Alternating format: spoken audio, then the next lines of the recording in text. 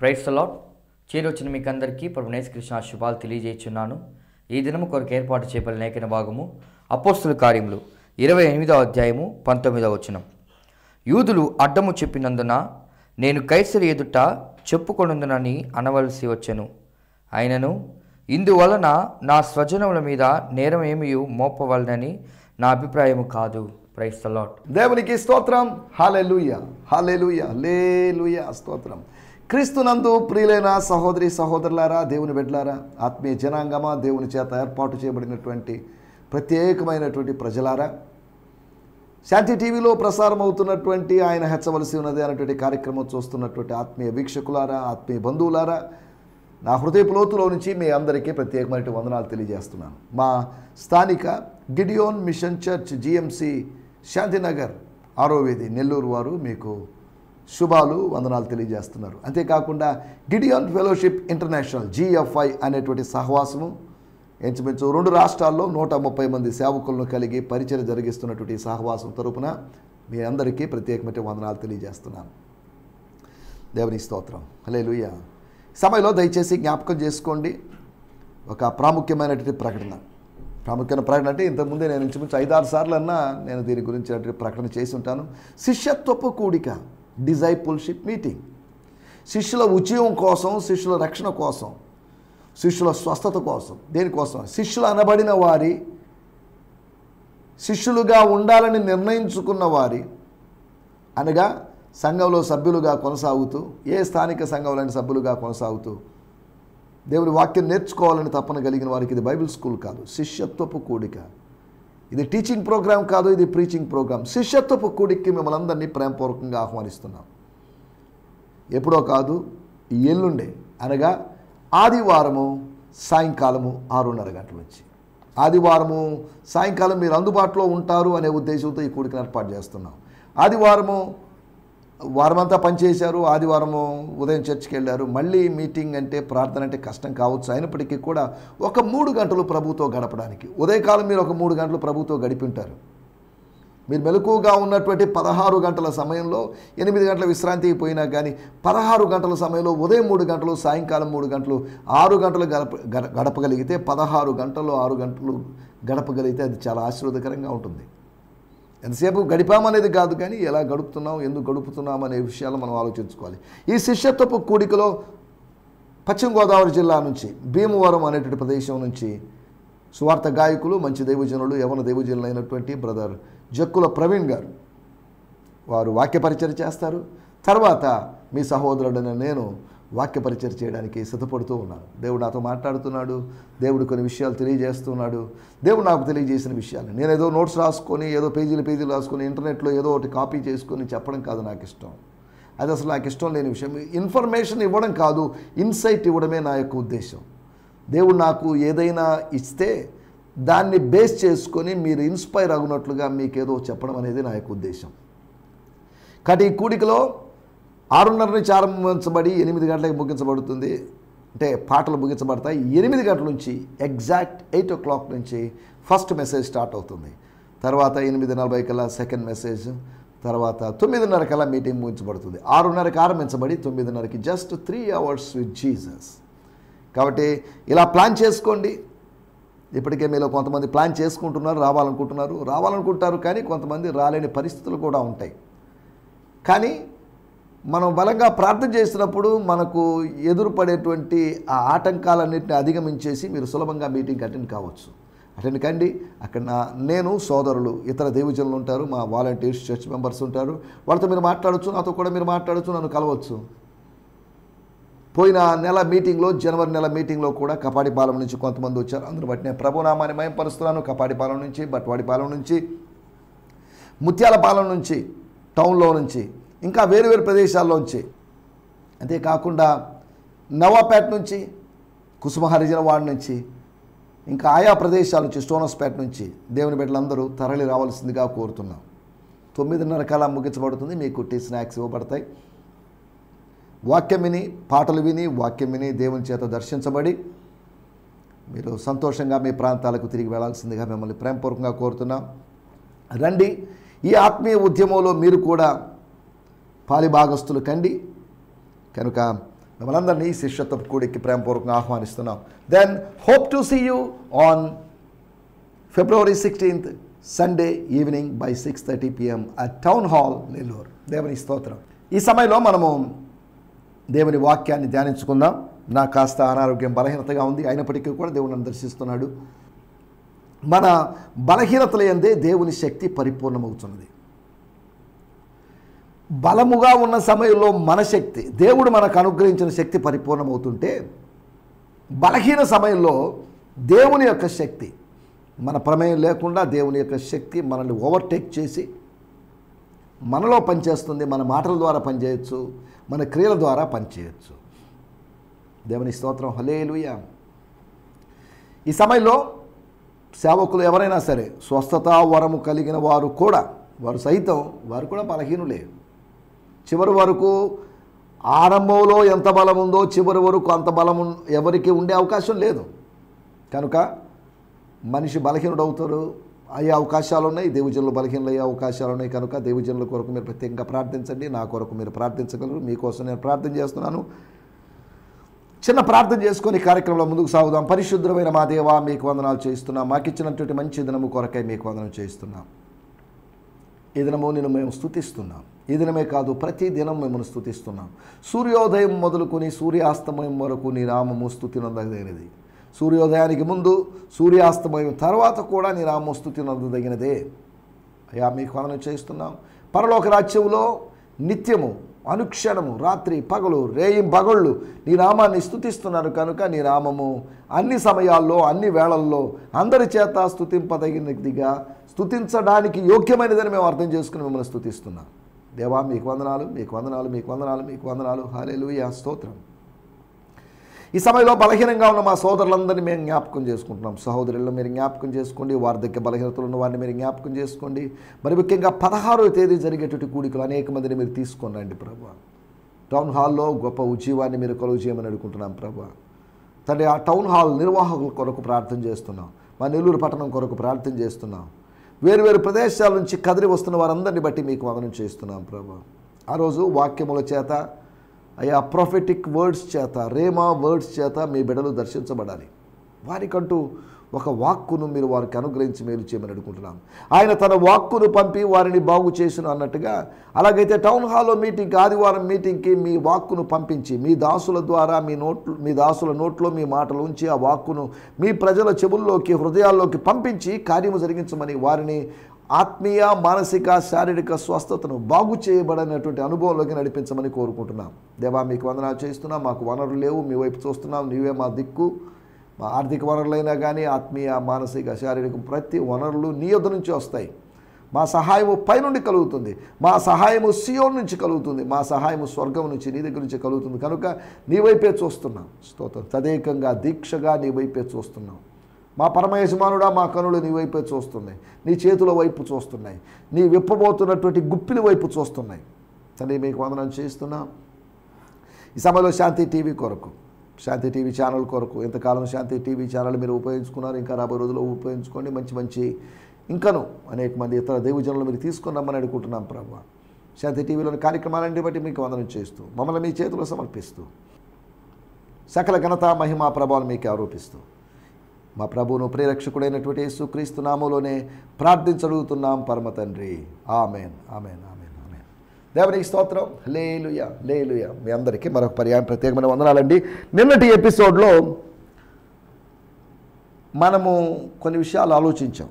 ప్రతి ఎపిసోడ్లో ఒక వాక్య భాగం తీసుకొని దాన్ని ఆధారంగా చేసుకొని మనం కొన్ని విషయాలు ఆలోచిస్తూ ఉన్నాం.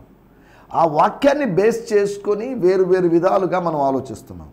ఆ వాక్యం మనకు, ఆ మూలవాక్యం మనకు సహాయపడుతుంది. స్తోత్రం.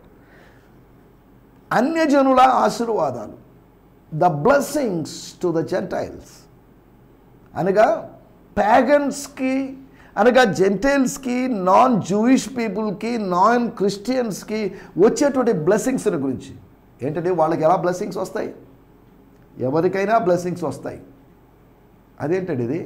ఆత్మీయులకే కదా బ్లెస్సింగ్స్, అన్ని జనులకు బ్లెస్సింగ్స్ ఏంటి అని మీరు అడగవచ్చు. దేవుని వాక్యంలో రాయబడింది అపోస్తుల కార్యములు 10వ అధ్యాయంలో కొర్నేలి గారి ఇంట్లో పేతురు చేసిన ప్రసంగంలోని మాట ఏంటంటే,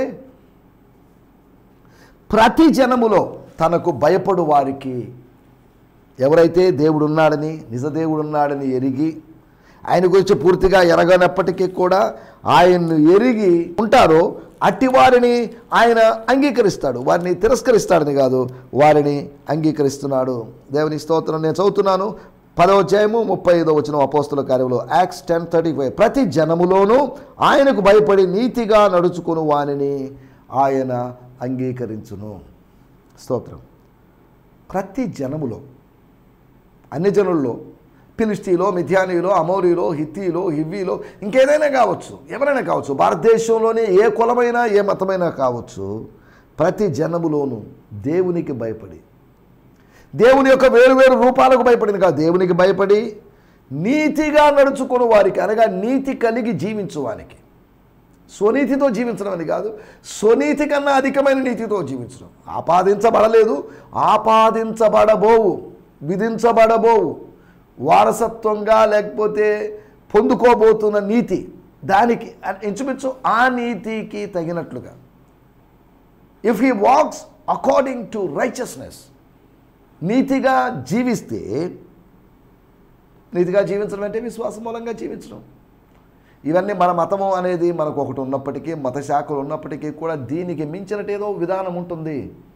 ఇక్కడితో ఆగిపోవడం కాదు, ఈ రిఫార్మేషన్ ఇక్కడితో ఆగకూడదు, ఇంకాస్త ముందుకు సాగాలి. మనం చేస్తుంది కరెక్టా కాదా అని పరిశీలించుకుంటూ ముందుకు సాగడం.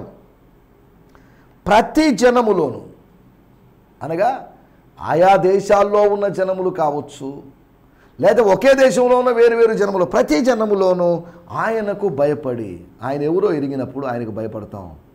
ఆయన చెప్పిన ప్రకారము నీతిగా జీవించాలి. ఆయన చిత్తము నీతిగా జీవించడం అని గ్రహించిన వాడు వానిని, లేకపోతే వారిని, లేదు అంటే ఆమెను, లేదంటే అతనిని ఆయన అంగీకరించడం. అంటే ఇంకా చెప్పండి, అయ్యా కొర్నేలు గారు, దేవుడు మిమ్మల్ని అంగీకరించాడు, మీ దాన ధర్మాలని స్వీకరించాడు, మీ సత్క్రియలను చూశాడు, ఇవన్నీ బాగానే ఉన్నాయి. కానీ ఆయన మిమ్మల్ని, హీ యాక్సెప్టెడ్ యూ, మిమ్మల్నిగా యాక్సెప్ట్ చేశాడు. మిమ్మల్ని ఏదో అన్యజనుడు కదా అనో, మిమ్మల్ని ఎవరో పరాయి వాడు కదా అనో, మిమ్మల్ని ఎవరో రోమీయుడు కదా అని కాదు, మిమ్మల్ని మీరుగా ఒక స్పిరిచువల్ బీయింగ్గా మిమ్మల్ని అంగీకరించాడు. ఇంకా చెప్పాలంటే మమ్మల్ని ఎలా అంగీకరించాడు, మిమ్మల్ని ఎలా అంగీకరించాడండి.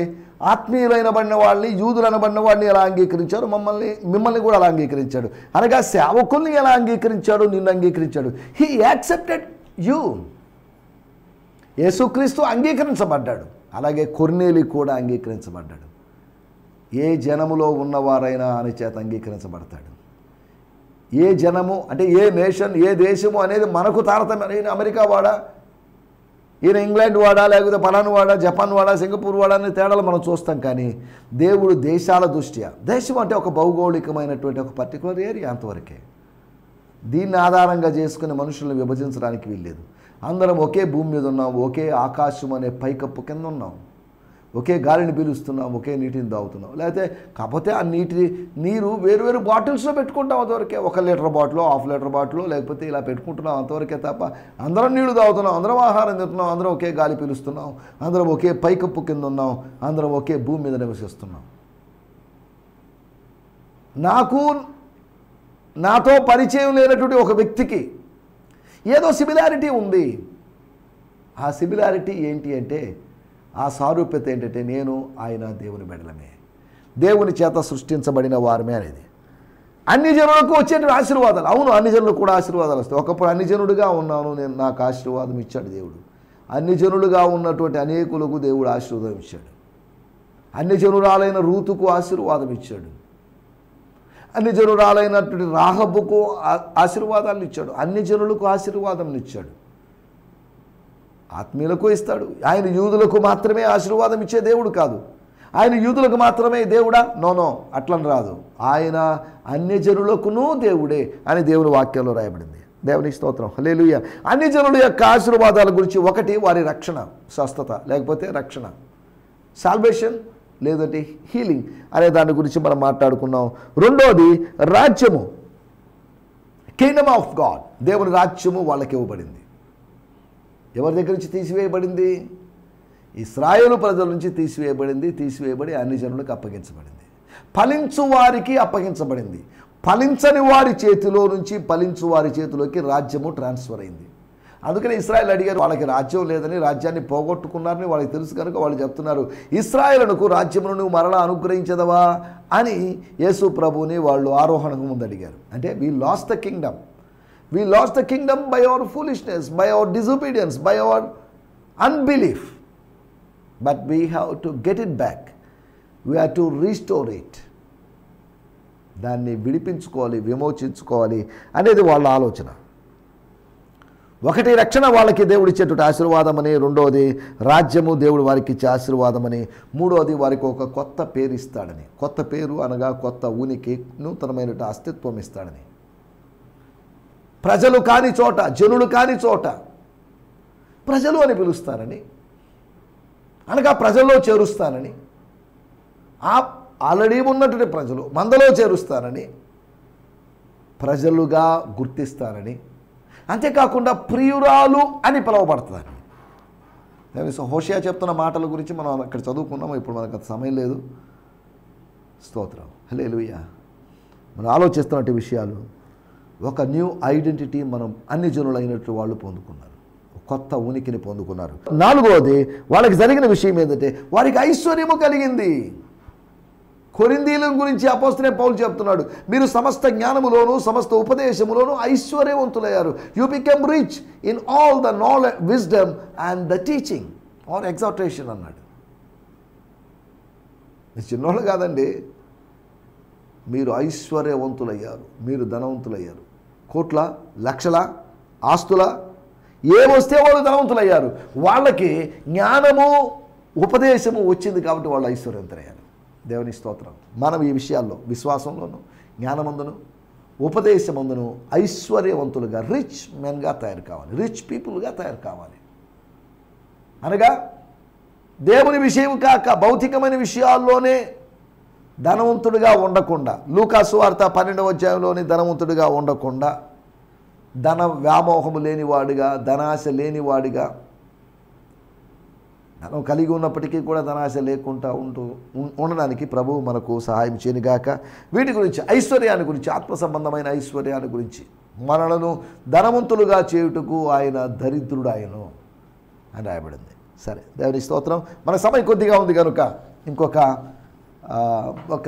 11 నిమిషాలు మాత్రమే, లేదా 11 నిమిషాలు కూడా లేదు, 9 నిమిషాలు మాత్రమే సమయం ఉంది కనుక మనం కొన్ని విషయాలు జ్ఞాపకం చేసుకుందాం. ఈ దినము కొరకై ఏర్పాటు చేయబడిన లేఖన భాగము అపోస్తల కార్యములు 28వ అధ్యాయము 19వ వచనం. Book of acts 28th chapter verse 19. స్తోత్రం. నేను కైసరు ఎదుట చెప్పుకొనుండవలసి వచ్చెను. అయినను ఇందువలన నా స్వజనుల మీద నేరములు మోపకలేదని నా అభిప్రాయము కాదు. స్తోత్రం. యూదులు అడ్డము చెప్పినందున, ఎక్కడ యూదులు? అన్ని చోట్ల పౌలుకు యూదులు అడ్డం చెప్పారు. ఆహ్వానించిన వారు, అంగీకరించిన వారు కొద్దిమంది ఉన్నప్పటికీ అడ్డం చెప్పిన వాడు కూడా బోళ్ళ మంది అన్నారు. నేను కైసరు ఎదుట చెప్పుకొందును అనవలసి వచ్చాను. సరే, ఇక ఆపండి, మీరు ఆపండి, అవసరం లేదు మీతో వాదించడం, ఎందుకంటే అనవసరమైన వాదనలు పొడిగించడం. కైసరు ఎదుట నేను చెప్పుకుంటాను. ఈ గలియోను దగ్గర, ఫేస్తు దగ్గర, ఫెలిక్స్ దగ్గర, అగ్రిపా దగ్గర చెప్పుకొని లాభం ఏంటి? డైరెక్ట్గా పెద్ద ఆయన దగ్గరికి వెళ్ళిపోతాం, సుప్రీంకోర్టుకి వెళ్ళిపోతాం, ఉన్నతమైన కోర్టుకి, న్యాయస్థానానికి వెళ్ళిపోతాం అన్నట్టుగా అన్నాడు. స్తోత్రం. అయినప్పటికీ కూడా, నేను ఇలా అన్నప్పటికీ కూడా, వాళ్ళు అడ్డము చెప్పినప్పటికీ కూడా, యూదులు నాకు అభ్యంతరం కలుగు చేసినప్పటికీ కూడా, యూదులు నా ఈగోను హర్ట్ చేసినప్పటికీ కూడా, యూదులు నన్ను మానసికంగా గాయపరిచినప్పటికీ కూడా, నా స్వజనము మీద నేరమేమియో మోపవలని నా అభిప్రాయం కాదు. I don't want to blame or accuse my brothers. శరీరమును బట్టి నా సోదరులు, దేహ సంబంధులైన నా సహోదరుల విషయంలో వాళ్ళ మీద ఏదో నింద మోపి నేనేదో నిజాయితీ పరుని నిరూపించుకోవాలని నాకు ఇష్టం లేదంటున్నాడు. 28వ అధ్యాయము 19వ వచనము, అది మన మూలవాక్యం, నేను చదువుతున్నాను. స్తోత్రం. రక్తం చేయం. హల్లెలూయా. స్తోత్రం. When the Jews objected to this, objection చేశారు. ఏం జరిగింది అక్కడ? I felt it necessary with no malice against them to appeal to Caesar. వాళ్ళు నా మీద నింద మోపారండి, వాస్తవమేనండి. అలాగని నేను వాళ్ళ మీద నింద మోపదాను. వాళ్ళు దూషణ చేశారని ప్రతి దూషణ నేను చేయదలుచుకోలేదు. కాబట్టి వాళ్ళు వదిలేస్తున్నాను, వాళ్ళకి క్షమిస్తున్నాను. I forgive them. I don't want to consider them. వాళ్ళని అసలు మనుషులుగానే భావించడం లేదు, వాళ్ళు పట్టించుకోవడం లేదు. వాళ్ళని కుక్కలతో పందులతో సమానంగా భావించుకుంటున్నాను, వాళ్ళని గురించి లో ఎస్టిమేట్ వేస్తున్నాను, వాళ్ళ గురించి తక్కువ అంచనా వేస్తున్నాను కాదు పౌలు చెప్పడం. వాళ్ళని పట్టించుకో, వాళ్ళు ఏదో ఆవేశంలో ఉద్రేకంలో అన్నారు, వీరేమి చేస్తున్నారో వీరు తెలియదు, వీరేం మాట్లాడుతున్నారో వీళ్ళకి తెలియదు, వీళ్ళు ఎందుకు అడ్డం చెప్తున్నారో తెలియదు, సరే వదిలేద్దాం, లీవ్ ఇట్ అన్నట్టుగా పౌలు మాట్లాడాడు. వాడుక భాషలో చదువుకుందాం. 28వ అధ్యాయము 19వ వచనం. స్తోత్రం స్తోత్రం, హల్లెలూయా, స్తోత్రం స్తోత్రం. అక్కడ రాయబడిన మాటలు అపోస్తల కార్యములు 28వ అధ్యాయం 19వ వచనం. స్తోత్రం, హల్లెలూయా, స్తోత్రం స్తోత్రం స్తోత్రం స్తోత్రం. కానీ దానికి యూదులు ఒప్పుకోలేదు. యూదులు ఒప్పుకోలేదు. ఎందుకు ఒప్పుకుంటారు? అడ్డు చెప్పారు, అడ్డగించారు అన్న ఉద్దేశం. ఒప్పుకోలేదు, నొప్పించారు, లేదా నొప్పించబడ్డారు, ఒప్పుకోలేదు. Sorry, no no no sir, మేము దీంతో ఏకీభవించలేము, వి డిసగ్రీ విత్ దిస్ అన్నారు. హలో, యూదుల్లో ముఖ్యులైనటువంటి ప్రజలారా, కీ లీడర్స్ గుర్తుపెట్టుకోండి, ఏదో వాళ్ళ మీద ఏదో నింద మోపడానికి నేను ఇక్కడ రాలేదు. నేను ఇక్కడికి వచ్చానంటే ఒక పర్పస్ ఉంది. కైసరు ఎదురు నిలబడాలి అన్నా కానీ ఒక పర్పస్ ఉంది, నాకు ఒక ఉద్దేశం ఉంది. స్తోత్రం, హల్లెలూయా. గల్లియోను దగ్గర నిలబడాలన్నా, లేదంటే ఫేస్తు దగ్గర, ఫెలిక్స్ దగ్గర, అగ్రిపా దగ్గర, బెర్నీస్ దగ్గర, వీళ్ళందరి ముందు నిలబడ్డానంటే నాకు ఒక ఉద్దేశం ఉంది. నాకు ఒక చెడు ఉద్దేశమే లేదు, ఒక మంచి ఉద్దేశమే ఉంది అని ఆయన చెప్పుకుంటున్నట్టుగా మనం చూస్తున్నాం. దేవుని స్తోత్రం. అడ్డము చెప్పడం, అడ్డగించబడుతున్నాం చాలాసార్లు. పరిచర్యకు ద్వారాలు అలా మూయబడుతున్నాయి. 1 కొరింథీయులకు రాసిన పత్రిక 16వ అధ్యాయం 9వ వచనంలో మనం గమనిస్తే, ఎస్,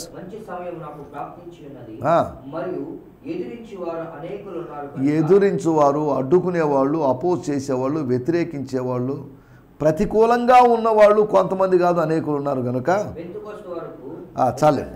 చాలండి. పౌలు గారు చెప్తున్నారు, అడ్డగించబడ్డా నేను. I was objected by someone, I was hindered by someone. నేను ఆపబడ్డాను, ఆగిపోబడ్డాను అని చెప్పుకుంటాడు. 28వ అధ్యాయము 19వ వచనం మనం మూలవాక్యం కనుక చదవాల్సిన అవసరం లేదు. యూదుల చేత, అపోస్తల కార్యములు 17వ అధ్యాయంలో తెస్సలోనికలోను అక్కడ ఇక్కడ కొంతమంది యూదులు పౌలు మీద, వాళ్ళ బృందం మీద దాడి చేసినట్టుగా చూస్తున్నాం. దేవుని స్తోత్రం, హల్లెలూయా. రెండో విషయాన్ని నేను మీకు జ్ఞాపకం చేస్తాను. పౌలు ఎక్కడ అడ్డగించబడ్డాడు? అడ్డగించబడిన సందర్భాలన్నీ ఆయన ప్రస్తావించలేదు.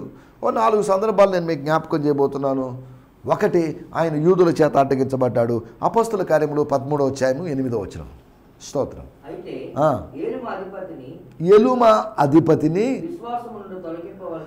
చెప్పబడినటువంటి విశ్వాసము, లేకపోతే చెప్పబడిన సువార్త వలన కలిగిన విశ్వాసము, నూతనమైన విశ్వాసము, క్రీస్తు యొక్క విశ్వాసము నుంచి తప్పించాలని ప్రయత్నం చేసి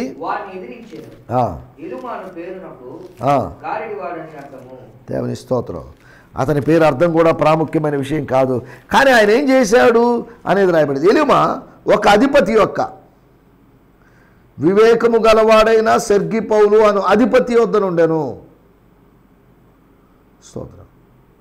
అక్కడ రాయబడింది, విశ్వాసము నుండి తొలగింపోవాలని యత్నం చేసి వారిని, అనగా పౌలును, బృందాన్ని ఎదిరించారు. పౌలుని, బర్నబాని ఎదిరించారు. గారడివాడు ఎదిరించాడు. దేవుని స్తోత్రం, హల్లెలూయా. ఎదిరించేవారు అనేకులు, అడ్డగించేవారు అనేకులు, మన చుట్టూ ఉన్నవారు అనేకులు. మన చుట్టూ ఉన్నటి భాషాను ఆవులు, లేకపోతే ఎద్దులు, సింహాలు, కుక్కలు, ఇలాంటి పోలికలు కీర్తన గ్రంథంలో రాయబడింది. గారడి ఎలుమ అడ్డగించాడు, ఆయన చేత అడ్డగించబడ్డాడు. మూడో విషయాన్ని నేను మీకు జ్ఞాపకం చేస్తాను. అపోస్తల కార్యములు 13వ అధ్యాయము 45వ వచనం.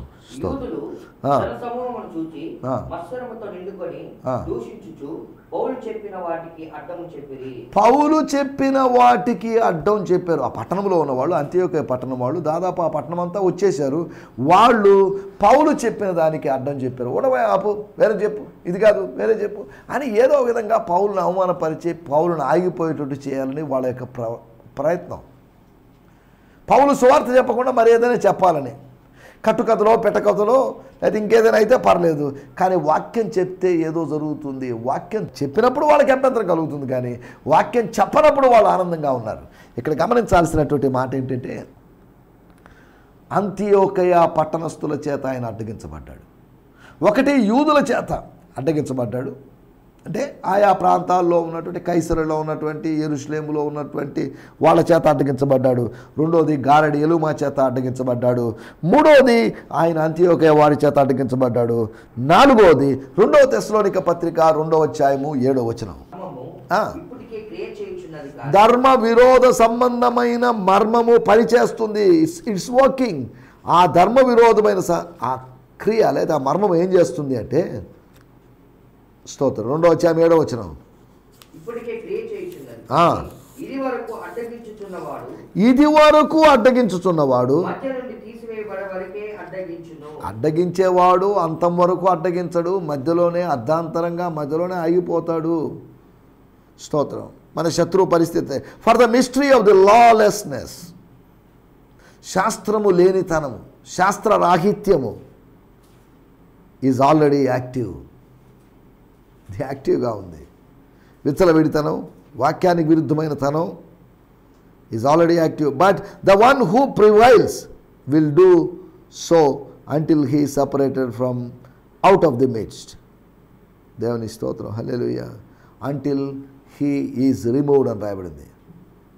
ఆయన వేరు చేయబడేంత వరకు, అంటే తొలగించబడేంత వరకు, ఆయన అడ్డగించకుండా మౌనంగా ఉన్నంత వరకు, అడ్డగించేవాడిని అడ్డము లేకుండా చేసేంత వరకు, ఒక సర్టెన్ టైం. ఇది ఈ వాక్యాన్ని గురించి నేను ఎక్కువ వివరించదలుచుకోలేదు, కానీ ధర్మ విరోధ సంబంధమైనటువంటి ఒక మర్మం, ధర్మశాస్త్ర విరోధమైనటువంటి, వాక్య విరోధమైనటువంటి మర్మాలు పనిచేస్తున్నాయి. స్తోత్రం. అడ్డగించేవాడిని దేవుడు అడ్డగిస్తాడు, ఆపివేస్తాడు. నీ జీవితంలో అడ్డగించేవాడిని దేవుడు ఆపివేస్తాడు. అడ్డగించబడడం అనేది ఇంచుమించు అందరి ఆత్మీయుల అనుభవంగా మారిపోయింది. అడ్డగించబడడం నీ అపజయం కాదు, అడ్డగించబడడం నీ గొప్ప విజయానికి ఆరంభం. కాబట్టి మనుషుల చేత అడ్డగించబడినప్పటికీ దేవుని చేత అడ్డగించబడకుండా ముందుకు సాగడానికి ప్రభు మనకు సహాయం చేయను గాక. ఆమేన్, ఆమేన్. ఈ సందేశము మీకు ఆశీర్వాదకరంగా ఉందని నమ్ముచున్నాము. ప్రార్థన అవసరతల కొరకు మమ్మల్ని సంప్రదించవలసిన మా చిరునామా గిద్యోన్ మిషన్ చర్చ్, 6వ వీధి, శాంతినగర్, నెల్లూరు 4, ఆంధ్రప్రదేశ్. పిన్ 524004. మా ఫోన్ నంబర్లు 7036443613 మరి ఒక నంబర్ 9392293010. మా ఈమెయిల్ ఐడి gfihmi2015@gmail.com. దేవుడు మిమ్మును ఆశీర్వదించునుగాక. ఆమేన్.